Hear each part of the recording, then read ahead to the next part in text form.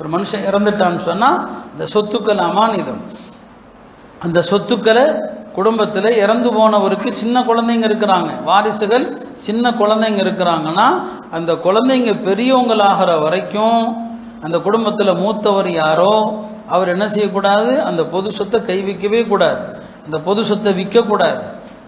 சரிங்களா? எல்லாம் சட்டம். ஆனால் எத்தனை குடும்பங்களில் என்னென்ன நடக்கிறது, இறந்து போனவருடைய சொத்துக்கள் விஷயத்தில் பருவமடையாத சிறுவர்கள் இருப்பாங்க, மூத்தவர் இருப்பார், எல்லா சொத்தையும் அழிச்சிட்றாங்க.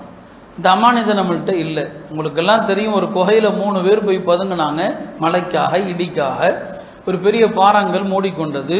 3 பேருமே தங்களுடைய வாழ்க்கையினுடைய நல்லறத்தை சொல்லி அல்லாட்ட கேட்டாங்க, எல்லாம் இந்த நல்லறத்தை நீ பொருந்தி கொண்டா இந்த பாறை விலகச்சைன்னு கேட்டாங்க. அதில் ஒரு முதலாளி, இந்த மாதிரி முதலாளிகளாக நம்ம இருக்கிறோமான்னு யோசிச்சு பாருங்க.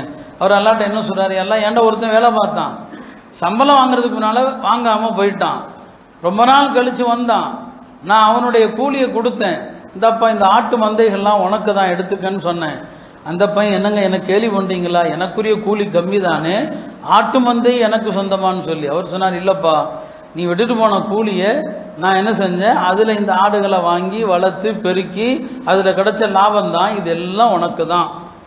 நம்ம முதலாளிகள் அப்படி யாராவது இருப்பாங்களா சொல்லுங்கள். ஒரு தொழிலாளி சம்பளம் வாங்காமல் போயிட்டான், மறந்துட்டான், புரியுதா? அந்த சம்பளத்தை அவர் வியாபாரத்தில் போட்டு லாபத்தை ஏற்படுத்தி பல வருஷம் கழித்து வரும்போது ஒரு 10,000 2 லட்சமாக கொடுப்போமா நாமோ, அப்படி தான் கொடுத்தார்.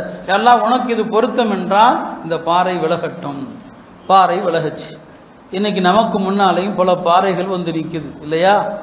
ஒரு பாறை இல்லை, பல பாறை நிற்குது. நாமளும் கெஞ்ச தான் செய்கிறோம் இல்லையா? ஹரம்லையும் கெஞ்ச தான் படுது. யார் வாழ்க்கையிலையும் அமானிதம் இல்லாமல் இந்த பாறைகள் எப்படி நம்மை விட்டு விலகும்?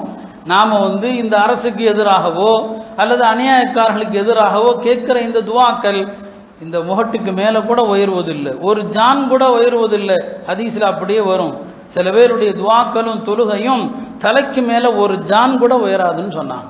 ஏன்? நம்முடைய அமானித மோசடி தான். எனவே தான் நபி ஸல்லல்லாஹு அலைஹி வஸல்லம் அவர்கள் இந்த குணத்தை தான் ஈமானுடைய அடிப்படை குணம், இந்த அமானிதம் என்கிற சிறந்த குணம் உங்களிடம் இருந்தால் எதை பற்றியும் நீங்கள் கவலைப்பட தேவையில்லை.